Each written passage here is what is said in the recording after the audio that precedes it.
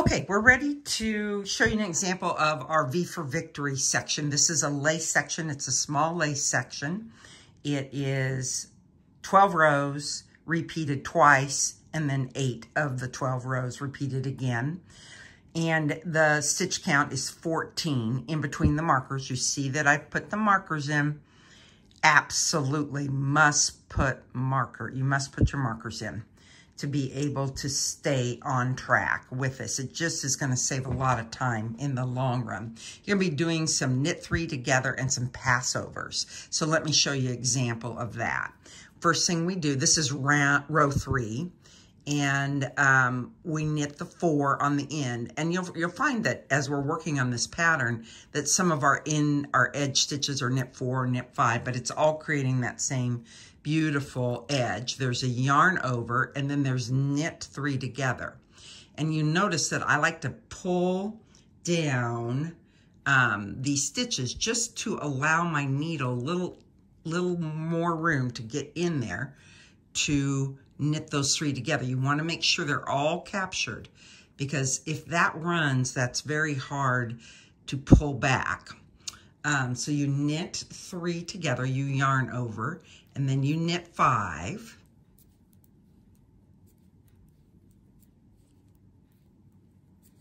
Yarn over. And the next stitch is listed as SK2P. What does that mean? Slip 2 as if to knit. So you slip them as you go in the stitch, the 2, and you slip them just over to the other needle, and that turns them, so that makes them slant a different way.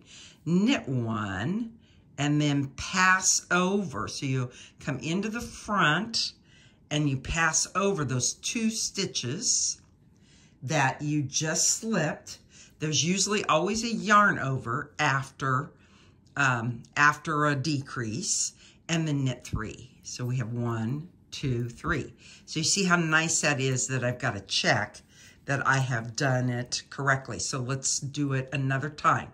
There's a yarn over. So at the beginning of your section. So sometimes when you're coming back, you might notice that that yarn over drifts with your marker. So know that it's there, but sometimes when it's at the beginning of a section, it can move over a marker. Knit 3 together, yarn over, knit 5.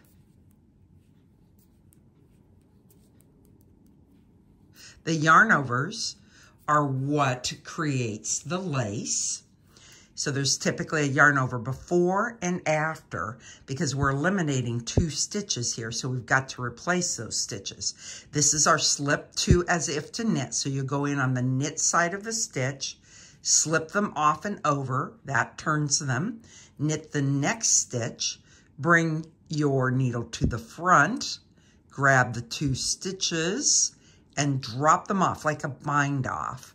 And that's, you see that that's creating really nice little line here. Yarn over and then knit 3. And you'll do that all the way across.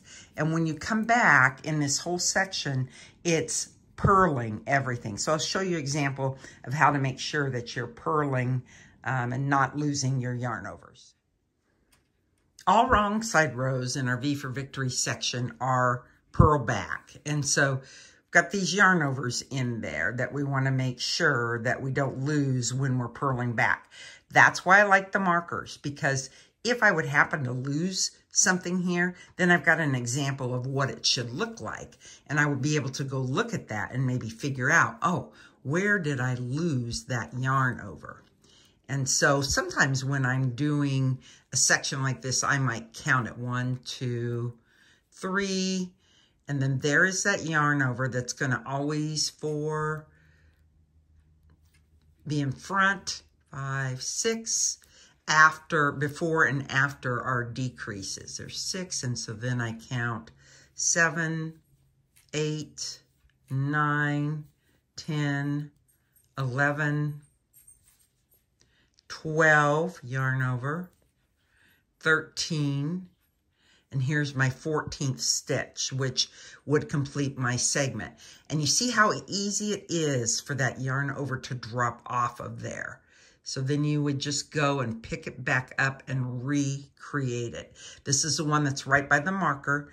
And so it hasn't drifted over, but if you come and you say, oh, I don't have my 14th stitch, it might be on the other side of this marker. So just some careful time while you're knitting this section will save you a lot of headache and be able to allow you to get through it successfully.